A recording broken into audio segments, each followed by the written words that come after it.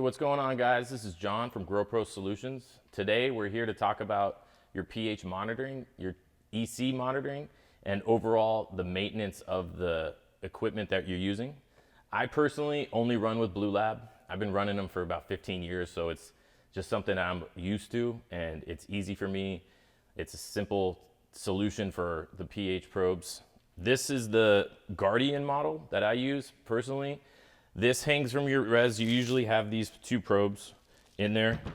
This is the EC probe. It tells you either your EC or your ppm of your nutrient solution. And then they do have a pH probe. This tells the pH of the water. This is super important because when you're feeding your plants, you need to know what you're actually feeding them and at what pH. pH is one of the most crucial parts for your nutrition of the plant. It's called potential hydrogen, and it shows how much hydrogen's in the system. At certain pHs, some things get locked out. So what we typically find is for cannabis, you're running anywhere from 5.5 up to 6.2 is in between there, you're gonna be okay. If you're running cocoa compared to Rockwool, those do change quite a bit, but it's really within that range, 5.5 to 6.2, and you're gonna try to find the ratio that you like for your grow. Now, the most important part is calibrating these so they're accurate. If you're letting these things get uncalibrated and these lights are flashing, then you can't really judge the reading. It could be off by 0.1 or 0.2 all the way. I've seen it off by a whole 1.0, and that will change a lot. So if you're running 6.0 trying to get your pH there and it's really 7.0, you'll have a lot of lockout in the sense of nitrogen might not be available. I think some iron might not be as available. And when we're growing cannabis, everything needs to be optimal. We're looking to dial in all of our environments and all of our factors. So nutrition and water is a great place to start. And it also helps with understanding how the plants are eating. So if you feed one EC and it's say 3.0 at pH 5.8, and then you're testing your runoff and it's 6.0 and pH 7.2, there's a huge problem within your whole ecosystem. And those type of data ranges are what you really need to look for, and that way you can see how the plants are communicating with you. This model, I recommend using the actual Blue Lab calibration liquids. I have seen people use other companies' calibrations, but I recommend highly to do Blue Lab to Blue Lab. And if you're gonna do Hannah, do the Hannah. These are very simple. Your pH goes from 7.0, which is the high range, and then you can do a 4.0 calibration to get us to be sensitive to more of a acid, which we're running. The pH scale goes from 0 to 7 to actually 10. Anywhere from 7 and above is called alkaline, and baseline water is around 7 for your tap water. Anything below 7 is considered acidic, and for what cannabis needs, we usually run acidic from 5.5 to 6.2, like I said before. When we're doing this, all we're trying to do is calibrate it once a month. The Blue Lab Guardian's really good because if it gets out of calibration, these two lights will blink. This is calibrated because it's from my house and I use it. I used it last night, so it has to be calibrated. But you would see this light blinking, and that represents it's time to calibrate. And I just want to show you guys how to calibrate it just so you can see it. They give you instructions. Anytime you're most likely going to have done this in the time that you've been growing, but if you're new, these are the things that are important, and sometimes it's a little intense to learn everything, so a visual would be helpful. All you do is take your 7, you pour it in, you take your 4, you pour it in. They do color these so you can tell the difference. And all these solutions is a perfect calibration to 4. So when I stick this in,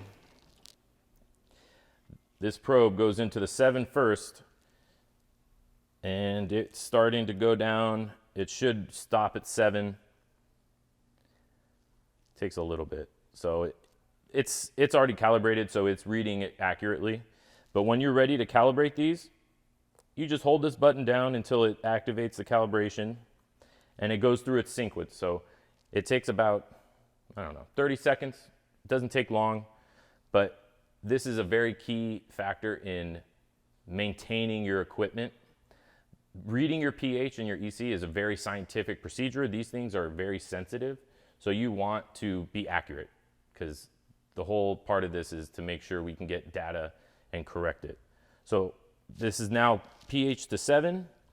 This first light is now green, and it represents that the 7 is calibrated. You simply dip it into some clean water, put that into the 4, and run it again. And it's going to take a few seconds, and it adjusts to the calibration of this one. And that is going to be all on calibration.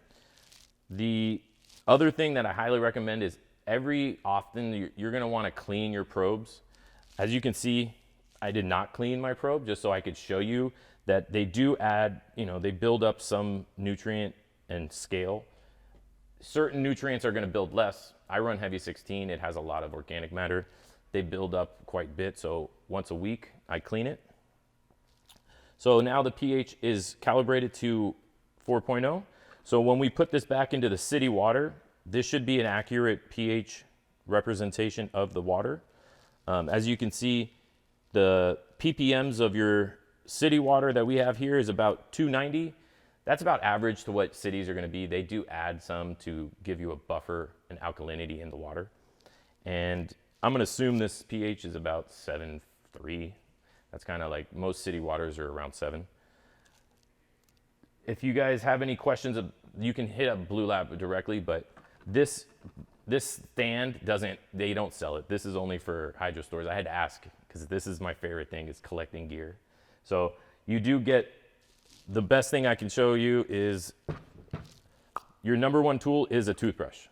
That's something that you need to have on you all the time. It helps with cleaning the small ridges of everything. And literally you just scrub it down. This is basically dish soap. It's a probe cleaner, but it's dish soap basically. So I use Dawn, Power, whatever. And you just clean these and make sure that they're not having any buildup, especially in the sensor area, which is the center. Takes a little bit of time, but clean equipment really goes a long way when you're running an agricultural based crop like cannabis. And so when we have everything clean, we can eliminate contaminants. We can also say that the variables are starting to get solidified, so we can look at other things that are the problem. And when it comes to the actual EC, you can do the same thing with this EC calibration. This EC calibration goes to 277. So you just dip it in, hold it down, make sure it's actually go there. And you can't calibrate it, but it'll show you if it's off. These last really a long time, so you won't really ever have to calibrate your EC. For your pH, I highly recommend every 3 months, get a new probe, because the probe itself just starts to deteriorate. It's always in water with some salt in it. So please change out the probes. Don't try to run a probe for a year. They'll get dry, and then they crack, and then they get air locks in them, and it's not accurate after a while. If you ever do need to get these checked, these Guardians, you can go to the hydro store. I asked for one of these, so I got one of these. This plugs into your Guardian. The probe goes in there, and then this will test your actual Guardian if it's correct or not. The other thing I recommend is getting a secondary pH monitoring system just to have in the backup, like if you want a stick probe or something like that, just in case if you feel like it's off, like you did your nutrients, it came back weird, just check it again with something else so you can say, okay, well, the Guardian's, it's gone. If you're running a cultivation, you're gonna check your pH every day. You're gonna make your res, you're gonna see your run, you're gonna have these numbers going around. So it's very important to get your scientific equipment cleaned, organized, calibrated, and to take care of it like they're expensive like they are. So if you have any questions, please hit me up. We got plenty of time to talk about anything you want, but this is something that I personally enjoy because these are the measurements that we're taking from the cannabis itself, and this is how it talks to us. So I highly recommend getting yourself a pH monitoring system, even if it's a cheap stick one. You really just want to see what the pH is and go from there. It's not a good idea to just let it ride and hope for the best. So if you guys need any help or resources, I can help you out.